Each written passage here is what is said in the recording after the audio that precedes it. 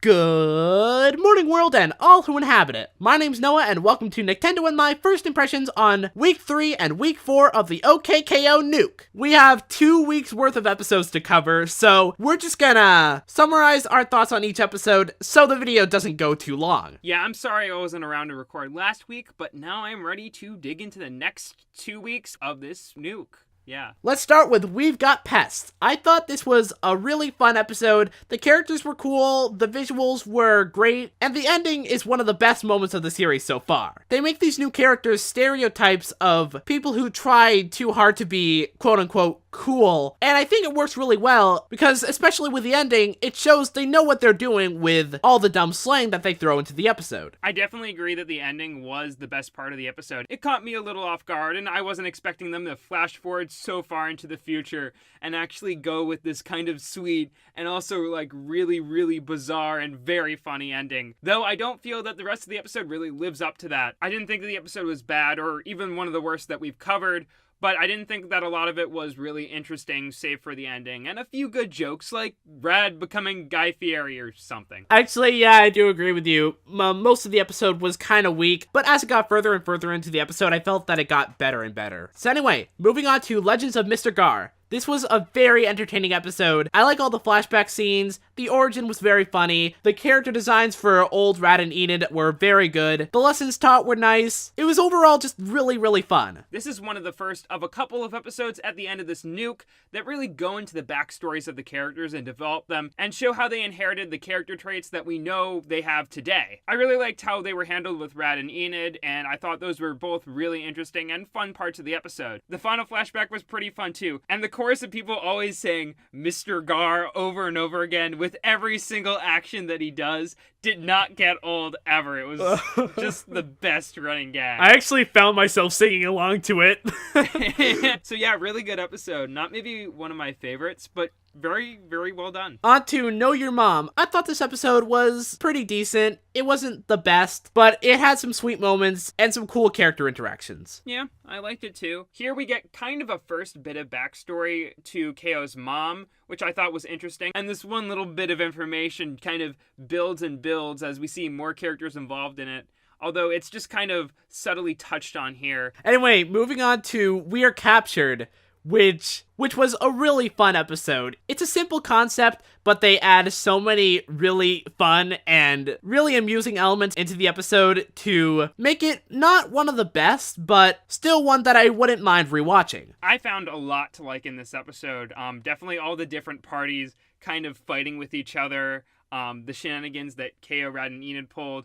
Boxman just trying to get this dinner together and rushing around, trying to get everything under control. It was just chaos for most of the episode, and I loved it. Very funny. Indeed. Now let's move on to Week 4 with the first episode, Face Your Fears. I thought this episode was fantastic. The idea and execution of the arcade game is really creative and really well done. I love all the development given to all the characters, especially Mr. Gar's scene at the end. It's just a fun little adventure that does everything that it needs to do. I totally agree. I thought this episode was maybe one of the best we've had so far, if not the best. But this episode wasn't written by Ryan Shannon and Parker Simmons, so... Oh, we're breaking the mold! Oh! Anyway, I thought this episode was good because, unlike all the other episodes that I've called my favorite so far, and that's been like 3, because I'm really indecisive on this topic, because there's been so many good episodes so far. But this episode was more focused on character development and world building, which I really enjoyed. All of the dream rooms helped expand upon the characters, and they didn't really feel like filler or distractions before we got to Gar's Fear. And Gar's Fear was really interesting, especially when KO's kind of evil side pops out of him and defeats the evil. I think that's a really interesting plot thread. It shows that there's a lot of potential in KO to be a good hero.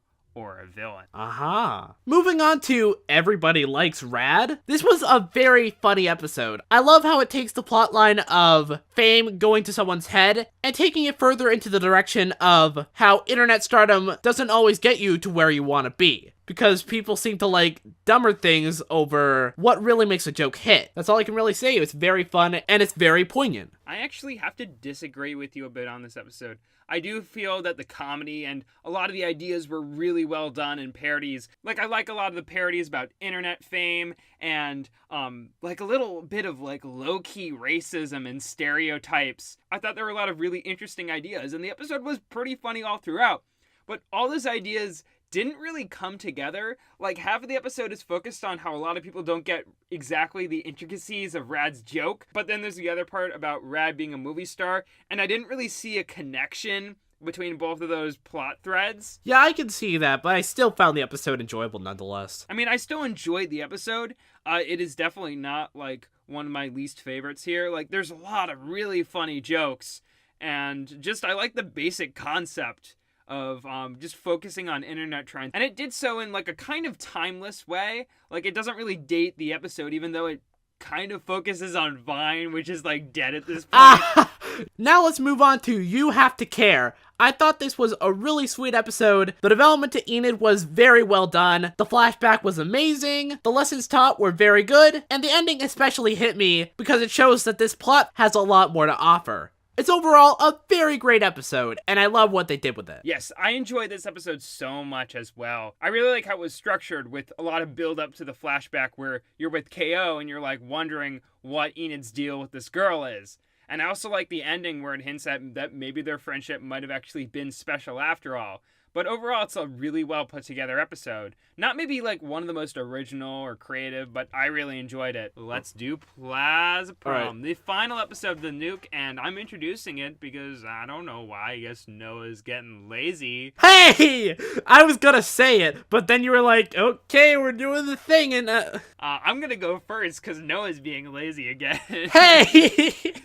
Oh. I really enjoyed this episode. I thought it was going to be a much bigger thing, like story-wise, because it comes at the end of the Nuke. Even so, I really enjoyed this episode. Once again, it wasn't the most original thing in the world. Rad not throwing the coolest party.